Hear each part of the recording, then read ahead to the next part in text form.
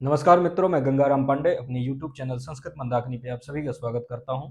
हम लोग पूर्व कृदंत पढ़ रहे थे। पूर्व कृदंत में कल तक जो पढ़े थे वो हम पढ़े थे जनार्दन तक। नंदिग्रही पचादिभ्यो ल्यूडिन्यचः इस सूत्र तक हम लोगों ने पढ़ा था। तो नंदिग्रही पचादिभ्यो ल्यूडिन्यचः ये जो सूत्र है, ये सूत्र कहता है कि नंद आदि, ग्रह आदि, पच आदि, गृह आदि, पच आदि। तो नंद आदि धातुएं, गृह आदि धातुएं और पच आदि धातुएं, इन धातुओं से ल्यू ऋण अच ये तीन प्रत्यय होते थे, जिसको हमने कल पढ़ा था। तो नंद के हमने नंद धातु से जो ल्यू प्रत्यय होता है उसके उदाहरण हम लोगों ने दो मुख्य रूप से देखे थे। एक उदाहरण देखा था हमने नंदना, नंदना में ल्यू प्रत्यय। इसी तरह से दूसरा उदाहरण था जनार्दना, यहां पर भी ल्यू प्रत्यय हुआ था। इसके बाद एक तीसरा उदाहरण आता है लवण। तो ये याद रखना कि लवण ये जो उदाहरण है, इस उदाहरण में भी ल्यू प्रत्यय होता है। ल्यू प्रत्यय होता किससे है? वही नंदिगे पचादिभ्यो ल्यू डिन्नचः इस सूत्र से ही ल्यू प्रत्यय होता है। तो लवण में धातु क्या है? लून छेदने धातु है। लून छेदने धातु से क्या कर देना? नंदिग्रही पचादिभ्यो ल्यू डिन्नचः इस सूत्र से ल्यू प्रत्यय हो जाएगा। ल्यू प्रत्यय में लकार की संज्ञा यू बचेगा। यू को युवो रनाको इस सूत्र से क्या कर देना? अन कर देना। तो यू और रनाको से जब अन हो जाएगा तो प्रयोग बन जाएगा लवन, ऐसा बन जाएगा। ठीक है, क्योंकि यहां पर क्या होता है, जब ल्यू होता है तो आर्धातुक संज्ञा होती है, तो आर्धातुक संज्ञा होकर के जो लू में जो उ है इसको हो जाता है गुण। तो लू को ओ हो जाएगा, ओ को अव आदेश हो जाएगा तो बन जाएगा लव, है ना। ओ को क्या हो जाएगा? एच से अवादेश हो जाएगा तो प्रयोग बन जाएगा लवन। और लवन में क्या हो जाता है? निपात नाथ ही नकार को क्या हो जाता है? ड़कार। तो निपात नाथ ना को ड़ा हो जाएगा, प्रयोग बन जाता है लवणा। आपको याद ये रखना है कि लवणा में ल्यू प्रत्यय हुआ है। ल्यू प्रत्यय किससे हुआ है? नंदिग्रही पचादिभ्यो ल्यू डिन्नचः से। ये पूछता है यहाँ पर। इसी तरह से ल्यू के उदाहरण तो हो गए। इसके बाद तीसरा क्या, दूसरा जो प्रत्यय आया था ल्यू ऋणी, ऋण प्रत्यय आया था। ऋण प्रत्यय का उदाहरण देख लेते हैं। ऋण प्रत्यय का उदाहरण है ग्राही। नंदिग्रही पचादिभ्यो ल्यू डिन्नचः ये सूत्र है। तो इस सूत्र में दूसरी धातु कौन है? ग्रह धातु। मतलब वो सूत्र बोला था कि ग्रह आदि धातु। तो ग्रह आदि धातु में ग्रह उपादाने धातु है। ग्रह उपादाने धातु से आपको क्या करना है? ऋणी प्रत्यय कर देना है। किस सूत्र से ऋणी प्रत्यय करना है? वही जो सूत्र है नंदिग्रही पचादिभ्यो ल्यू डिन्नचः। तो नंदिग्रही पचादिभ्यो ल्यू डिन्नचः ये जो सूत्र है, इसी सूत्र से आप क्या कर देना है? ऋण प्रत्यय कर देना है। तो यहां पर याद रखना, ग्राही में ऋण प्रत्यय हुआ है, ल्यू प्रत्यय नहीं हुआ है। ऋण प्रत्यय हो जाता है तो क्या होता है? ग्रह ऋण में क्या कर देना? कि ऋकार की कर देना है इत संज्ञा। ऋण में ऋकार की क्या कर देना है? इत संज्ञा। इत संज्ञा करके इसका क्या कर देना है? लोप कर देना है। ऋकार की संज्ञा चुटू से हो जाएगी। इन में क्या कर देना है? कि इकार की संज्ञा हो जाती है। इकार की संज्ञा उपदेश अजनाशिक इत से केवल क्या बचेगा? इन। इन में क्या बचता है? केवल इन। ग्रह इन ऐसी स्थिति रहती है। जब ग्रह इन ऐसी स्थिति रहेगी तो यहां पर ग्रह इन में ऐसी स्थिति में क्या कर देना? यहां पर एक सूत्र है अत उपधायाः। अत उपधायाः से क्या कर देना है? कि धातु को वृद्धि कर देना है ना। वृद्धि उपधा अलुअंत्यात् पूर्व उपधा से उपधा संज्ञा। तो उपधा संज्ञा जो हकार है ये अंत्यल हो जाएगा। अंत्यल से पूर्व वर्ण कौन हो जाएगा? गा में, ग्रा में रकार, ये आकार। इस आकार की उपधा संज्ञा, जो उपधा संज्ञा होगी, उपधा संज्ञा होने से अत उपधायाः, अत उपधायाः इस सूत्र से क्या कर देना? इसकी वृद्धि कर देना। वृद्धि कर दोगे तो प्रयोग बन जाएगा ग्राह। ग्राह इन ऐसी स्थिति रहती है। ग्राह इन में आप इनको मिला दोगे तो प्रयोग बन जाएगा ग्राहीन। समझ में आ गया? इनको मिला दो, वर्ण सम्मेलन कर दोगे तो प्रयोग क्या बन जाएगा? ग्राहीन। और ग्राहीन में क्या कर देना कि एक सूत्र आता है शौचा। शौचा, शौच सूत्र क्या करता है कि जो हर्ष इकार है हमें उसको हो जाएगा दीर्घ। तो जब दीर्घ हो जाएगा तो प्रयोग बन जाएगा ग्राहीन। और ग्राहीन में क्या कर देना मित्र? पुनः सु आ जाएगा। सु का हलंग्यादि लोप हो जाएगा, नकार का लोप हो जाएगा, प्रयोग बन जाएगा ग्राही। ऐसे आपको ग्राही सिद्ध कर लेना है। ग्राही बनाने के बाद फिर अगला जो प्रयोग बनाना है वो प्रयोग बना लेना है स्थाई का। अब स्थाई में क्या होता है कि स्था गति निवृत्तौ, स्था गति निवृत्तौ एक धातु है, तो यहां पर स्था गति निवृत्तौ धातु से स्था रहता है, स्था धातु है। स्था धातु से इसी सूत्र से, किस सूत्र से, नंदिग्रही पचादिभ्यो ल्यू लिन चाहे, इस सूत्र से ही यहां पर कौन सा प्रत्यय होगा, ऋणी प्रत्यय होगा। तो आपको दिमाग में बढ़िया से बैठाना क्या है, प्रत्यय, कि ग्राही, ग्राही में कौन सा प्रत्यय, ऋणी प्रत्यय, स्थाई कौन सा प्रत्यय, ऋणी प्रत्यय, मंत्री कौन सा प्रत्यय, ऋणी प्रत्यय, पचाह कौन सा प्रत्यय, अच प्रत्यय। ये दिमाग में बैठ गया, समझ जाओ क्वेश्चन यही पूछेगा, प्रत्यय ही ज्यादातर पूछता है ना। तो स्थाई में क्या होता है, अब जैसे कई बार ये पूछ लेता है कि स्था धातु से ऋणी प्रत्यय होगा तो रूप क्या बनेगा। अब ये जानने के लिए आपको थोड़ा सा प्रक्रिया जानने की आवश्यकता है कि रूप क्या बनेगा, स्थाई। मंत्री धातु से ऋणी प्रत्यय होगा तो रूप बनेगा मंत्री, ये भी कई बार पूछता है, इसलिए थोड़ा सा प्रक्रिया की आवश्यकता होती है। अब जैसे स्था धातु है, स्था धातु से ऋणी प्रत्यय होगा, ऋण में लकार की संज्ञा होती है, लकार की संज्ञा हो जाएगी, इकार की संज्ञा हो जाएगी, क्या बचता है, केवल इन। जब इन बचेगा तो स्था इन, स्था इन में यहां पर भी क्या हो जाएगा कि स्था इन ऐसा बन जाता है। यहां पर क्या होता है, एक थोड़ा सा सूत्र आता है यहां पर, आतो युक्त चिण कृतो हो,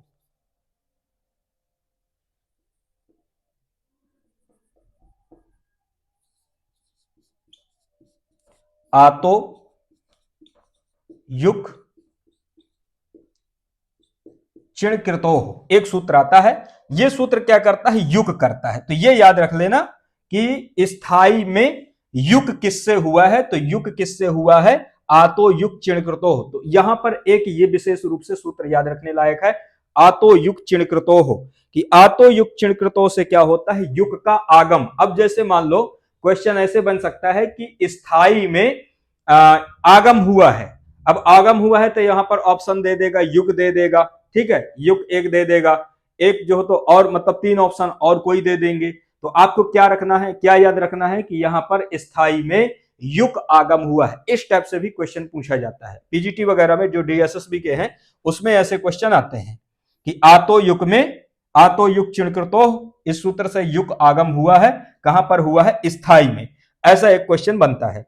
तो स्थाई में क्या होता है कि आतो युग चिणकृतो से युग आगम हो जाता है, युग आगम होने पर स्थाइन ऐसा एक रूप बन जाता है, ठीक है, स्था ऋण स्था इन था, युग आगम हो जाएगा तो स्था युग में क्या होता है कि ककार की संज्ञा हो जाती है, कित है, कित होने से आद्यंतो टक्तो के नियम से स्था के बाद बैठेगा, तो स्था इन, स्था युग में या बचेगा, तो स्था इन, ठीक है, ऋण के स्थान पर क्या हो जाता है, इन, तो स्था इन ऐसा रूप बनेगा। स्था इन में फिर इसके बाद क्या कर देना है कि पुनः स्वाद्योत्पत्ति कर दोगे, स्वाद्योत्पत्ति करोगे तो यहां पर ले आओगे सु, और सु का हलंग्यादि लोप हो जाएगा, और यहां पर स्थाई में क्या हो जाता है, उपधा को दीर्घ हो जाता है। तो उपधा को जब दीर्घ होगा तो प्रयोग बन जाएगा स्थाई, जो या है इसको क्या हो जाएगा, दीर्घ हो जाएगा, प्रयोग बन जाता है स्थाई। हलंग्यादि लोप होता है तो विसर्ग की कोई आवश्यकता नहीं होती। इसी तरह से जैसे मंत्री है, तो मंत्री में क्या होता है कि मंत्री धातु है, मंत्री धातु है।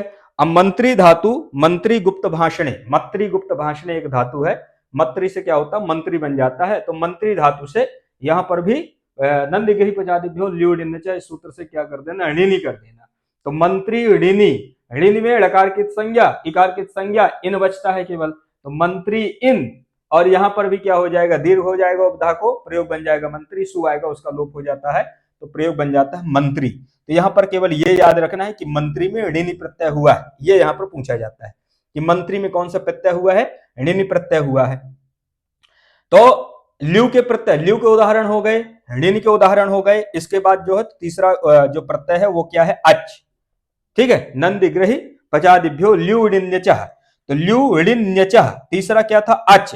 तो पचादि गण पठित धातुओं से अच प्रत्यय होता है। अब यहां पर देखो डुपचस पाके धातु है, डुपचस पाके धातु में अनुबंध लोप होकर क्या बचता है, केवल पच, पच से क्या कर देना, नंदिग्रही पचादिभ्यो ल्यू ऋण्यचः, इस सूत्र से कर देना अच, ठीक है, पच से क्या कर देना अच, चकार की संज्ञा हो जाएगी, आ बचेगा, मिला दोगे तो बन जाएगा पच, सु आएगा, सु का रुत्व विसर्ग कर देना, बन जाएगा पचा।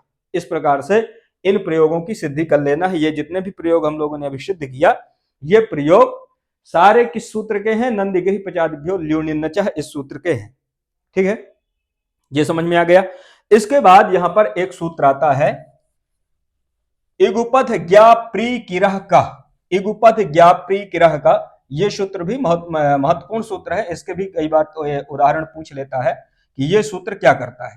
तो जैसे कई बार ना आपको ये भी याद रखना होता है कि कौन सा सूत्र कौन सा प्रत्यय करता है, या किस सूत्र के द्वारा कौन सा प्रत्यय हुआ है, ये भी क्वेश्चन बनता है। इस प्रकार से भी क्वेश्चन पूछे जाते हैं। तो इगुपध ज्ञा प्री किरह का,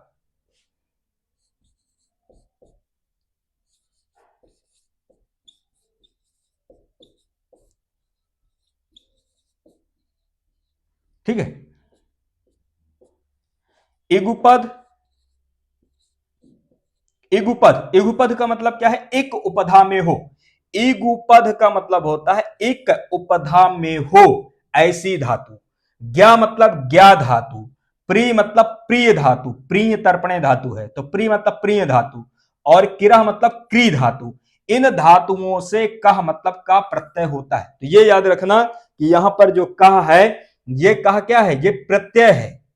कह प्रत्यय है, ये धातु नहीं है, ये प्रत्यय है। और ये धातुएं हैं इगुपद धातु, ज्ञा धातु, प्री धातु, किरह। इन धातुओं से कौन सा प्रत्यय होता है? का प्रत्यय होता है। तो ये याद रखना कि ये जो का है ये क्या है? ये प्रत्यय है, ये धातुएं हैं। इगुपद धातु, ज्ञा धातु, प्री धातु और क्री धातुओं से कौन सा प्रत्यय होता है? का प्रत्यय होता है। कई बार क्या होता है, मैंने क्वेश्चन देखा था कि ये सूत्र दे दिया था यहां तक, इगुपद ज्ञा प्री किरह, और इसके बाद छोड़ दिया था। अब उसमें यह पूछा था कि कौन सा प्रत्यय होगा, तो कौन सा प्रत्यय होता है? का प्रत्यय होता है। उसका जो ऑप्शन में आंसर था वो आंसर क्या है इसका? का। तो सूत्र भी पूरी तरह से याद रखना है कि ये सूत्र क्या करता है? का प्रत्यय करता है। इसको उदाहरण देखते हैं। इस सूत्र की वृत्ति में लिखा है एभ्यः कः स्यात्। एभ्यः मतलब इगुपद ज्ञा प्री किरह, इन धातुओं से का प्रत्यय होता है। इस सूत्र की वृत्ति में लिखा हुआ है। यहां पर उदाहरण बनते हैं बुधः। उदाहरण क्या है इसका? बुधः। बुधः के बाद दूसरा उदाहरण क्या है? कृशः। अब जैसे आपसे पूछ ले कि बुधा में कौन सा प्रत्यय कौन सा प्रत्यय है, तो क्या कहना है? बुधा में का प्रत्यय है। बुधा में का प्रत्यय है। किस सूत्र से का प्रत्यय है? इगुपद ज्ञा प्री किरह का। कृशः में कौन सा प्रत्यय है? का प्रत्यय है। इस प्रकार से आपको याद रखना है। अब बुधा में होता क्या है कि जैसे बुध अवगमने धातु है, बुध अवगमने धातु में यहां पर इगुपद ज्ञा प्री किरह का, इगुपद ज्ञा प्री किरह का, इस सूत्र से क्या हो जाता है? का प्रत्यय होता है बुध अवगमने धातु से। का प्रत्यय में होता क्या है कि का प्रत्यय में ककार की होती है इत संज्ञा, ये याद रखना है।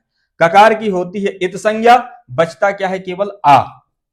ठीक है, ये बढ़िया से दिमाग में बैठा लेना कि ककार की संज्ञा होती है, केवल आ बचता है। अब ककार की संज्ञा होती है तो कितकरण किया किस लिए गया? तो मैंने क्या बताया था आपको? कितकरण करने का मुख्य एक प्रयोजन होता है गुण वृद्धि का निषेध, ताकि गुण और वृद्धि ना हो। ठीक है, किंगितिचा एक सूत्र है, गितकिंग निमित्ते एक लक्षण गुण वृद्धि न इसता, वो सूत्र क्या करता है? गुण वृद्धि का निषेध कर देता है।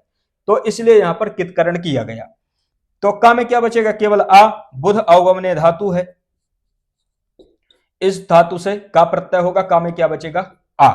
बुध मिला दोगे बन जाएगा बुध, और सु आएगा, सु को क्या कर देना? रुत्त विसर्ग कर देना, प्रयोग बन जाएगा बुधः। तो यहां पर बहुत कुछ करने की आवश्यकता नहीं है, बहुत कोई प्रक्रिया नहीं है। यहां पर गुण हो सकता था लेकिन कितकरण किया है, कितकरण करने से गुण वृद्धि का निषेध हो जाता है, तो प्रयोग क्या बन जाता है? बुधा। याद रखना है कि बुधा में का प्रत्यय हुआ है, किस सूत्र से? इगुपद ज्ञा प्री किरह का, ये याद रखना है। इसी तरह से जैसे कृशः, कृशः में भी क्या होता है कि कृष धातु है, कृष धातु से आप क्या कर दो? इस सूत्र से इगुपद ज्ञा प्री किरह का, इस सूत्र से क्या कर देना? का प्रत्यय कर देना है। कृष तनुकरणे है ना, कृष तनुकरणे, कृष धातु है, कृष धातु से इसी सूत्र से इगुपद ज्ञा प्री किरह का से क्या कर दो? का प्रत्यय। का में अनुबंध लोप, क्या बचेगा? केवल क्या बचेगा? केवल आ। मिला दोगे कृष, सु आएगा, सु का रुत्त विसर्ग कर दोगे, क्या बन जाएगा? कृशा। याद क्या करना है? बुधः, कृशा में कौन सा प्रत्यय? का प्रत्यय। इसके बाद जैसे ज्ञा अवबोधने, ठीक है, ज्ञा धातु है तो ज्ञा अवबोधने धातु है। ज्ञा अवबोधने ये धातु है। ज्ञा अवबोधने धातु से इगुपध ज्ञा, ठीक है, इगुपध के उदाहरण ये दोनों हो गए। ज्ञा का उदाहरण क्या है, ज्ञा अवबोधने धातु है। ज्ञा अवबोधने धातु से क्या कर दो, का प्रत्यय कर दो। का में ककार की संज्ञा क्या बचेगा, केवल आ, तो ज्ञा आ। ज्ञा आ में अब यहां पर क्या होता है, कितकरण है। कितकरण मतलब ककार की संज्ञा है। ककार की संज्ञा होने से यहां पर होता क्या है कि आतो लोप इटचा एक सूत्र है, एक सूत्र है आतो लोप इटचा। आतो लोप इटचा एक सूत्र है, उस सूत्र से ज्ञा में जो आ है ना, ज्ञा में जो ये दीर्घ आ है, इस आ का इस सूत्र से हो जाता है लोप। ये याद रखना। ये पूछता है कि ज्ञा में किस सूत्र के द्वारा लोप हुआ है, आतो लोप इटचा इस सूत्र के द्वारा ज्ञा में जो दीर्घ आ है इसका हो जाता है लोप। तो ये बन जाता है भाई ह्रस्व ज्ञा। ह्रस्व ज्ञा से का प्रत्यय हुआ है, का में क्या बचा है, केवल आ, मिला दोगे प्रयोग बन जाएगा ज्ञा। ठीक है, प्रयोग क्या बन जाएगा, ज्ञा। और सु आएगा, सु का रुक्त विसर्ग हो जाएगा, प्रयोग क्या बन जाएगा, ज्ञा। ये उदाहरण क्या बना है इसका, ज्ञा। ठीक है, तो ज्ञा ये उदाहरण में यहां पर पूछ रहे कौन सा प्रत्यय है, कौन सा प्रत्यय है, का प्रत्यय। इसी तरह से प्रिय एक उदाहरण बनता है इसका, प्रिय। अब प्रिय में क्या होता है कि प्रिय तर्पणे धातु है। प्रिय तर्पणे धातु से इसी सूत्र से क्या कर दो, का प्रत्यय कर दो, अनुबंध लोप हो जाएगा। ठीक है, तो प्री का या प्री आ। प्रिया में क्या कर देना है कि जैसे यहां पर भी सार्वधातुक गुण होता है तो सार्वधातुक गुण का किंगिति चा से निषेध कर देगा। किंगिति चा निषेध क्यों कर देगा, क्योंकि ये कितकरण है, ककार की संज्ञा है, ककार की संज्ञा है तो यहां पर गुण होगा नहीं। प्रिया में जब गुण नहीं होगा तो यहां पर एक सूत्र है, अचि सुनु धातु भ्रुवाम युवो इबंगु बंगौ। अचि सुनु धातु भ्रुवाम युवो इबंगो, उस सूत्र से इयंग आदेश हो जाता है। इयंग आदेश हो जाएगा, अंगा की संज्ञा हो जाती है तो प्रयोग बन जाता है प्रिया। इस प्रकार से आपको प्रिया की सिद्धि कर लेना है। इसी तरह से किरह की सिद्धि कर लेना। किरह में भी क्री धातु से, क्री धातु होता है, क्री धातु से इसी सूत्र से का प्रत्यय हो जाएगा, का प्रत्यय अनुबंध लोप होकर के प्रयोग बन जाता है किरह। तो किरह की सिद्धि ऐसे होती है, क्री धातु है, क्री धातु से बन जाता है किरह। ठीक है, तो ये इसके सारे उदाहरण हो गए, युगपद के उदाहरण हो गए, ज्ञा के उदाहरण हो गए, प्री के उदाहरण और क्री धातु के। इन सभी धातुओं से का प्रत्यय होता है। तो यहां पर ये याद रखना है कि युगपद ज्ञा प्री किरह का ये सूत्र का प्रत्यय करता है। का प्रत्यय के सारे उदाहरण हम लोगों ने देख लिया। तो फिर इसी के साथ में इस कक्षा को यहीं पर समाप्त करते हैं, फिर इसके बाद मिलते हैं अगली कक्षा में। नमस्कार।